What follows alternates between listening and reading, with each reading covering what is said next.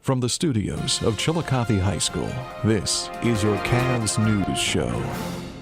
Hello, I'm Nick Conrad. And I'm Elise Jones, here with your CAVS News Update. We are now in the month of April and also the fourth quarter of the 2014-2015 school year. Remember, students will not receive their third or fourth 9 weeks report cards if their school fees are not paid. Speaking of April, remember April showers bringing Mayflowers and always graduation? A big reminder for the seniors if you are attending college, make sure to stop by the guidance office to let Miss Samanzik know where to send your final transcripts. Enough talk about school, let's talk about the spring with Anthony Polakowski with Did You Know?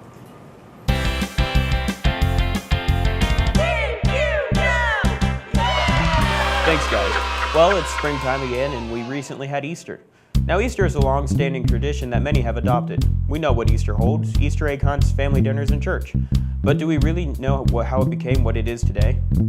Well, it's most commonly accepted that Easter originated from the ancient Babylonian culture. The Babylonian goddess of spring was Ishtar. Now, Ishtar's symbols were the chicken and the rabbit. As the Babylonian culture dissolved and its people started to change beliefs, through time, Ishtar and her day of celebration slowly evolved into the Christian celebration of what we now know as Easter. Now, I'm sure many of you also want to know the origins of the Easter Bunny. Well, according to some sources, the Easter Bunny first arrived in America in the 1700s, with German immigrants who settled in Pennsylvania and transported their tradition of an egg-laying hare called Osterhaus. Their children made nests in which this creature could lay its colored eggs.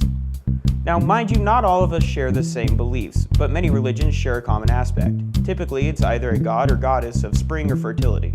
Well, that's all I have for you this week. Now let's get back to the studio. Thanks, Anthony. The CAVS News staff is competing in the OU Southern MPICS Award this weekend, and we'll have an update on the results next week. Let's go see what Parker and Mackay are up to with CNG. Hi, welcome to CAVS News Gaming. I'm Parker Tracy. And I'm Mackay Jackson. There's a lot of competition in the gaming industry. Nowadays, you'll see the struggle between the Xbox, the PlayStation, and of course, the Wii U. However, there used to be a much more heated battle, the console wars, which were fought between Nintendo and Sega. Showtime!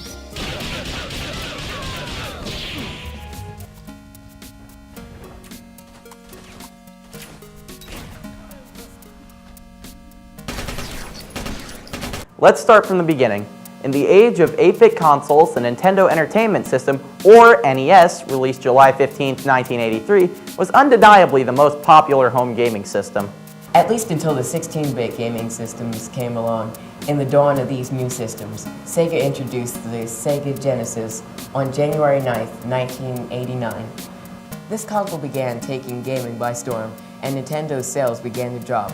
Sega eventually adopted the slogan, "Sega does what Nintendo don't." Wow, that's pretty rude to their competitors, isn't it? Well, it wasn't called a console war because everyone wanted to be nice to each other, now was it? Good point. Well, anyway, in response to their declining sales, Nintendo introduced their own 16-bit console, known as the SNES, or the Super Nintendo Entertainment System, on November 21st, 1990. This new console blew the Genesis out of the water in terms of statistics, except for processing speed. Well, as always, the tech used in the systems advanced, leading to 32-bit consoles and even 64-bit consoles. Around this time, the PlayStation was introduced, but Sega had the Sega Saturn introduced on September 2nd, 1995, and Nintendo had the Nintendo 64 introduced on September 29th, 1996. The Sega Saturn was a failure in the US, but a success in Japan. The Nintendo 64 was also considered a failure because one fatal flaw: the game system was still using cartridges. The fact is that the cartridges could not hold as much data as a disc, so some of the games that were going to go on the system ended up on the PlayStation instead. However, Sega ended up putting the final nail in the coffin with the Sega Dreamcast, introduced in September 9th, 1999. Even though it was a relatively good system with several memorable games, the cost for Sega just kept piling up, which forced them to quit making consoles. It's a shame too. I had a Dreamcast and it was pretty fun. They ended up staying as a third-party software developer. However, their rival Nintendo is still going strong today with the new versions of the DS as well as the Wii U. Well, it looks like Nintendo ended up on top.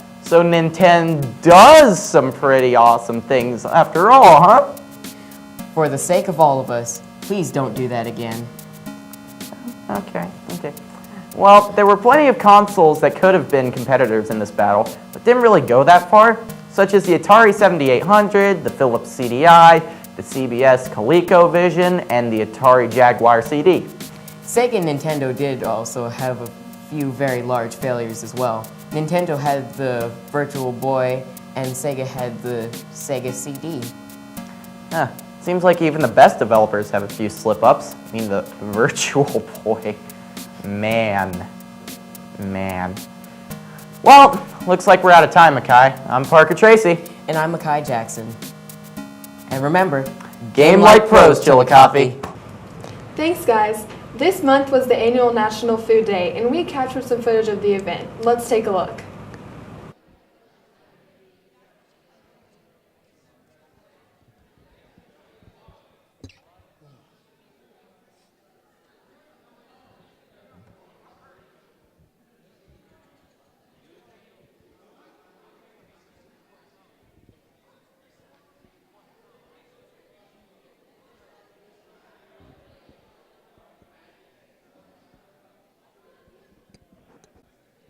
Welcome to CAVS News with International Food Day. We're here with Joseph Miles. What do you have to talk about International Food Day, Joseph?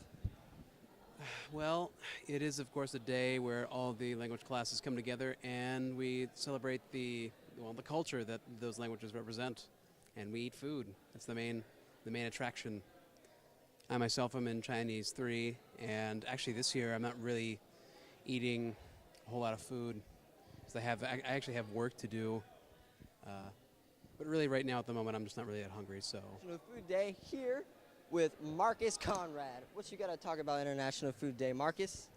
I think that International Food Day is a day where like all the language classes in the school come together and make different foods from their cultures from which they speak, like French, Spanish, Chinese, whatsoever.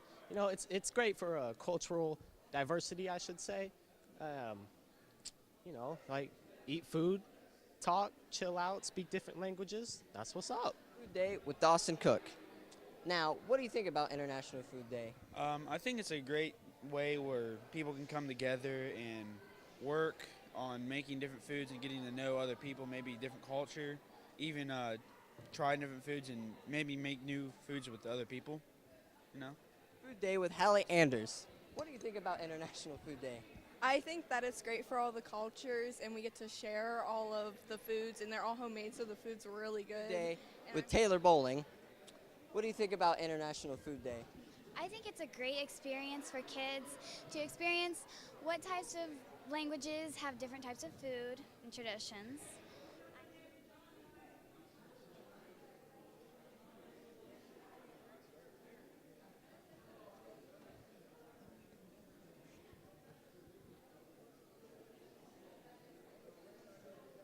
Well, wasn't that great? A few days ago, the Tri-M members met with Paul Francis, Lady Gaga's drummer. Logan McCord had an interview with him. Let's take a look at that. On April 6th, professional drummer and CHS alumnus Paul Francis came to talk to members of the Tri-M Honor Society and the CHS Drumline. He spoke about life, success, and how important practice and work ethic really are. I'm home because I had a gig in Cincinnati Saturday night, and we're just in town for a couple days. Thought this would be a good opportunity to visit some folks and obviously come here and do a nice little master class. I was in touch with Mrs. Kennard through Facebook, and she was the middle school choir director when I was at Smith Middle School, and she said if I was ever in town, during a school year, that she would love for me to come in and do a clinic or a master class. And just happened at that same time, we had just booked this gig in Cincinnati, so I came in. During his talk, he brought up John Kaiser, drum major here at CHS, and gave him a lesson right there on stage about how to use a snare drum with brushes. We then asked him how long he had been playing drums and how much he practices each day. 28 years, I think. 28 years. Yeah, since 5th grade, so however old I was in 5th grade. Close to 30 at least. My goal is to do 3 hours a day, but sometimes it just gets things get a little hectic. But I play the drums every day, whether it's on a gig, practicing, or a combination of both. But generally, as a rule, 3 hours a day. When we asked about his current employer, Lady Gaga, he only had nice things to say about her and said that they still had a few shows until the end of their tour. Fantastic. She's a wonderful employer. I'll be leaving tomorrow. Got to have a gig in New York tomorrow night, and then we're playing in Las Vegas with Tony and Gaga next weekend. So, This is Logan McCord with CAVS News. That's all we have for this week. I'm Elise Jones. And I'm Nick Conrad. Have a wonderful and safe weekend, Chillicothe.